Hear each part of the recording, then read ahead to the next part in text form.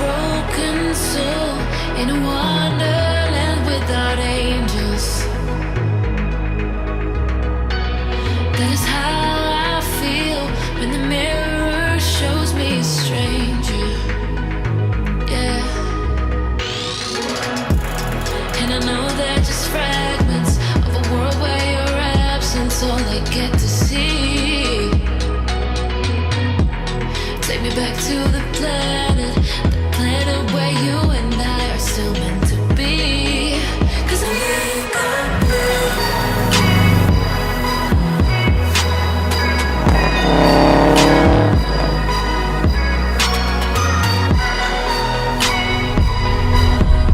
Alright, hey guys, what's going on? So today marks a really awesome day for me because about a year ago, around this time, is when I actually bought this 2005 Subaru WRX STI. So I'm going to be sharing my one-year review with you guys, and we'll see all my thoughts about the car and whatnot. So yeah, so right now the car is mainly stock. It just has a downpipe, catback, and a short ram intake on the car. So basically this is going to be a review for a car that's pretty much stock. So yeah, for a car being 13 years old right now, I'm surprised I bought a car that was really close to stock. So I was pretty amazed by that because I did want to have to mod it all myself and do all the work myself. So I'm really glad I bought this one.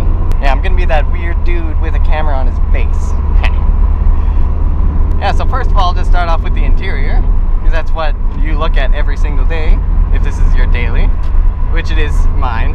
Yeah, so for this being a 2005, this interior is actually not too bad. It's basically all plastic, which I'm fine with. I don't need any high-class luxury interior details. I just need it to work. And that's what's great about this car, is everything works and it's in a good place and it doesn't look like total crap. So that's what I enjoy about this. The gauge cluster itself is really nice. I like how the tachometer is right in front of you, so you can actually see what your RPMs are instead of how fast you're going, because you want to shift at an awesome time just to get those nice clean accelerations. Yeah, so the previous owner did plastic dip this car. It was all accented white, which actually looks pretty nice, so I'm gonna actually keep that look right now, and yeah, I do enjoy it. Yeah, these seats, they're actually not too bad for being stock. For me being a very tiny guy, they don't really hold me in that well to compare to someone who actually does fit these nice, but for actually being stock seats, they actually hold you in pretty nice as well. So yeah, when you're sitting in the driver's seat, when you look straight forward, you actually see that big hood scoop right up there, which tells you something that there's something pretty special going on under the hood there. And also when you look in the rearview mirror, you see that big giant wing, you know you're driving a nice fast car. That's what everyone would say. So yeah, the exterior on this car is pretty nice as well.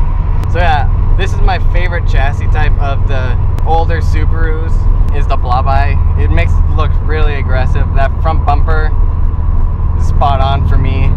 The hood scoop is the biggest hood scoop that I've seen on the STIs, and also that big giant wing you see back there. It just makes the car look so mean, so aggressive, and anytime you see it around, you know it's just really iconic. It's a really iconic car. You can notice it from a mile away and you know it's a Subaru. So another thing while we're talking about the interior or exterior, whatever you want to call it, is basically this is a four-door sedan, so you can daily it. You can have people come in and out with comfort, which is a huge pain if you do have a coupe, which either the driver or the passenger is going to have to get out of their car and have to let the people out of the back. It's pretty annoying. One thing is, if you're wanting to get this as a daily car, your miles per gallon is going to suffer. This is not a very economy car, obviously, because it has a turbo. Yeah, so if you're looking for any type of fuel economy car, this is not the car for you. This is for basically having fun on the road and also having that convenience of four-door sedan with you at all times. The only downside is that the back seats don't fold down on you.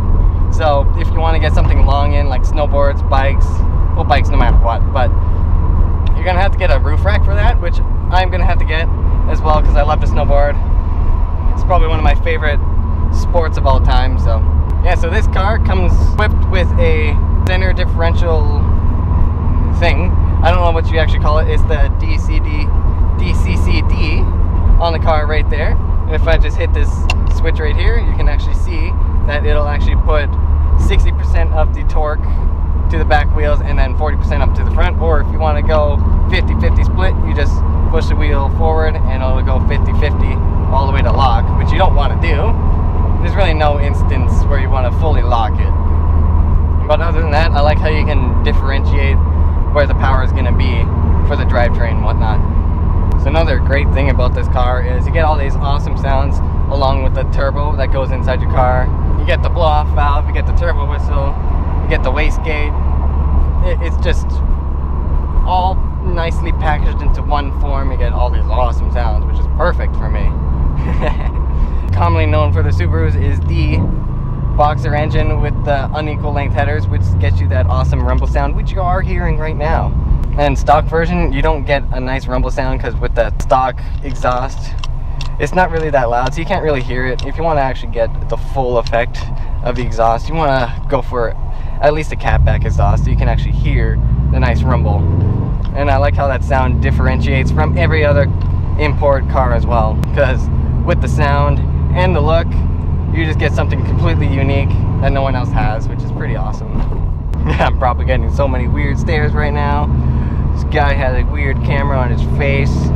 He's talking to himself. Oh well. And oftentimes when you downshift, you'll get these awesome pops and cracks from the exhaust. Sometimes backfires as well, or if you want to call it afterfires, which are actually called. I don't know which one they're called, but and it creates a nice loud sound, which I am all for. I'm all for these loud sounds, obnoxious cars. That's all me, man. Let's do a little pull right here. Why not?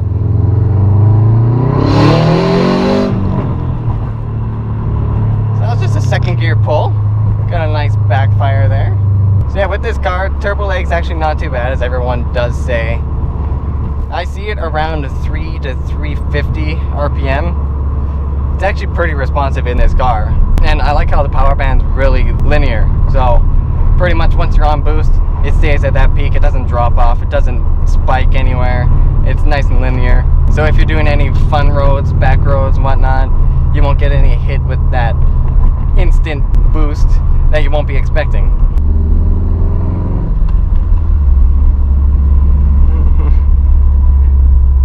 So we're just gonna be testing out the handling for my car. We're just gonna be going through some nice quick turns in here and we'll see how she reacts.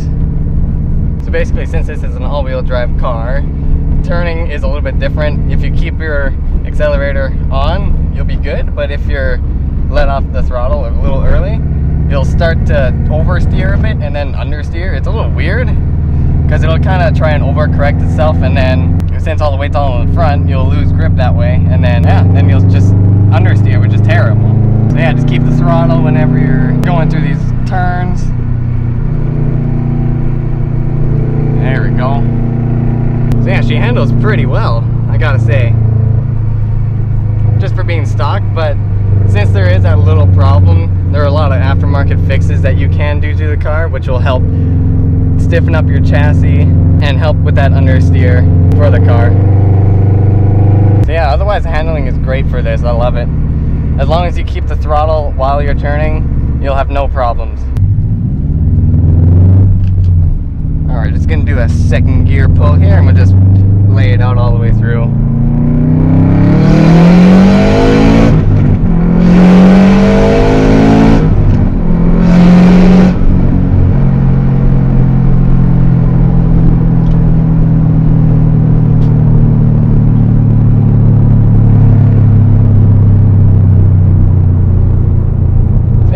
All the way to 4th gear, I believe 5,000 RPM. So this car is pushing about 24.9 pounds of boost, which is more than stock, obviously. I do have the Cops Stage 2 tune for 93 octane, and I have 94.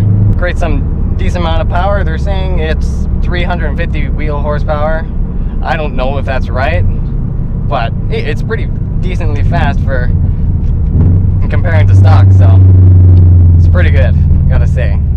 But that's only the beginning. I'm gonna be trying to get this car up to 600 horsepower. So that is my eternal goal with this. So if you guys want to keep watching and find out how I actually do it, yeah, you can stay tuned. Yeah, I'll be making video progress the whole way through, showing guys what I put on the car, so there'll be no part on the car that you guys won't see. The only couple of downfalls I have with this car is the understeer that you get when you lift off the throttle, because it is all-wheel drive. So that's number one. And number two is, if you ever heard of a Subaru, you've probably heard of ringland failure. So if you don't know what that is, that's pretty much excess oil in the engine blowing by into your vent valves, going straight back into your intake, through your turbo, in your cooler, and then back into your combustion chamber, which is not good at all. So I do have an aftermarket air oil separator, which I do recommend if you do have a Subaru, or literally any turbocharged car at all, if you want to save it. Preventive maintenance, if you want to call it. But essentially you do need an air oil separator, or at least a catch can, just to make sure no oil or minimal amount of oil goes inside your intake, because you don't want that to happen. It'll bring down the life expectancy of your engine, and of course you don't want that. So those are the only two things that I don't like about this car. Every other thing is, it's perfect. I couldn't ask for anything more. This feels like a race car. It was intended to be race car like, and that's what they delivered. So yeah, I'm not going to be selling this car. I'm going to be driving it into the ground, if you want to say. So if you guys want to keep up to date, go ahead and subscribe. That'd be awesome. And I also hope to see you guys in the next video. So see you guys later.